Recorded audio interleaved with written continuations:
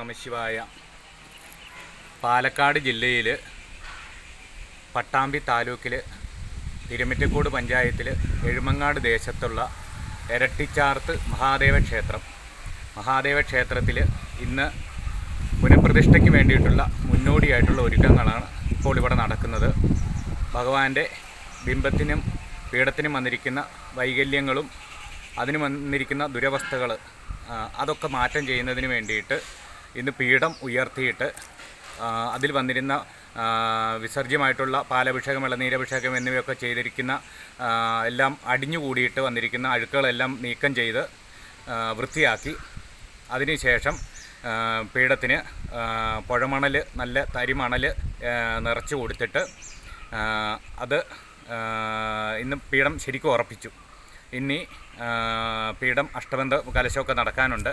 അതിൻ്റെ മുന്നോടിയായിട്ടുള്ള ഒരനുഭവമാണ് ഇന്ന് ചെയ്തത്. അതിൻ്റെ പ്രത്യേകത എന്തെന്ന് വെച്ച് കഴിഞ്ഞാൽ ആ പീഠവും ബിംബവും വളരെ പൂർണ്ണമായിട്ടുള്ളൊരു ശുദ്ധി വന്നത് തന്നെ ഒന്നാം സ്ഥാനത്ത് എത്തിയതുപോലെയാണ്. അതായത് ഒരു മഹാരാജാവിൻ്റെ ഒരു പദവി പോലെയാണ് മഹാദേവൻ ഇന്നിത് വന്നിരിക്കുന്നത്. ആ ദൃശ്യം, അതായത് ആ പീഠം ഉയർത്തുകയും അതിന് വേണ്ടുന്ന അനുബന്ധ കഴുകി വൃത്തിയാക്കി കഴിഞ്ഞിട്ട് ആ സമയത്ത് വന്നിരിക്കുന്ന ഒരു അനുഭൂതി ശരീരത്തിന്, ഇവിടെ നിന്നവർക്കൊക്കെ ഒരുപാട് മാറ്റങ്ങൾ, അത് ഈ ദേശത്തിനും ഈ ദൃശ്യം വീഡിയോ എടുത്തിട്ടുണ്ട്. അതൊക്കെ കണ്ടു കഴിയുമ്പോഴും എല്ലാവരുടെയും മനസ്സിനൊരു ഉണർവും ഉന്മേഷവും ഉണ്ടാവും. ഇതാണ് ക്ഷേത്രങ്ങളിലൊക്കെ ഒരുപാട് ന്യൂനതകൾ വരുന്നതിൻ്റെ കാര്യങ്ങളാണ് ഈ ബിംബത്തിന് വരുന്ന ശുദ്ധിക്കേടുകളൊക്കെ ഒരുപാട് ബുദ്ധിമുട്ടുകൾ ഉണ്ടാക്കുന്നുണ്ട് ദേശക്കാർക്ക്. പക്ഷേ ഈ ഒരു കൃത്യമായൊരു ചടങ്ങ് കഴിഞ്ഞത് ഈ സന്നിധിയിലേക്ക് എത്തുമ്പോൾ ഒരു പോസിറ്റീവ് എനർജി ഇനി എല്ലാ ഭക്തർക്കും ലഭിക്കുന്നതാണ്. ഓം നമഃശിവായ. പിന്നെ ഇതിൻ്റെ ഈ പ്രദേശത്ത് ഉള്ള ഒരുപാട് ബുദ്ധിമുട്ടുകളും ദുരിതങ്ങളും അനുഭവിക്കുന്നവരുണ്ടായിരുന്നു. അതിനൊക്കെ ഒരുപാട് മാറ്റങ്ങൾ ഇനി ഉണ്ടാവുന്നതാണ്. നമഃശിവായ.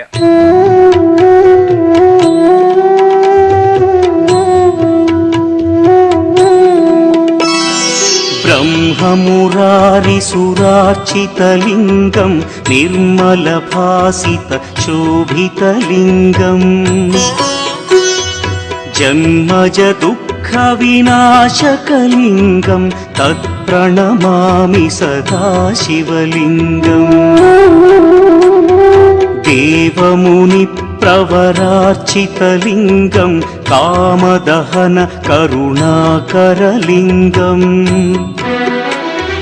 रावणदर्पविनाशकलिङ्गं तत्प्रणमामि सदा शिवलिङ्गम्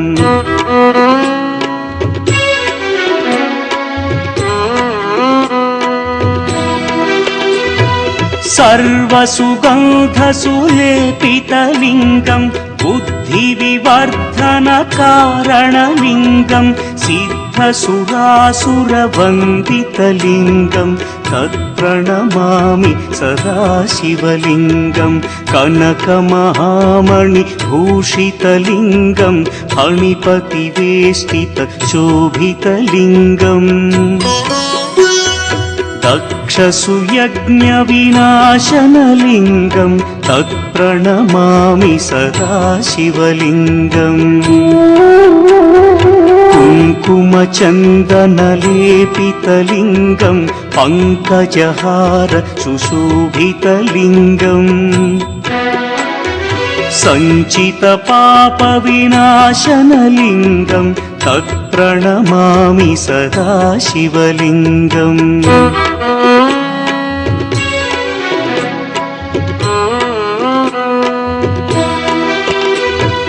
देवगणार्चितसेवितलिङ्गं भावैर्भक्तिभिरेव च लिङ्गं दिनकरकोटिप्रभाकरलिङ्गं तत्प्रणमामि सदा शिवलिङ्गम् अष्टदलोपरिवेष्टितलिङ्गं सर्वसमुद्भवकारणलिङ्गम्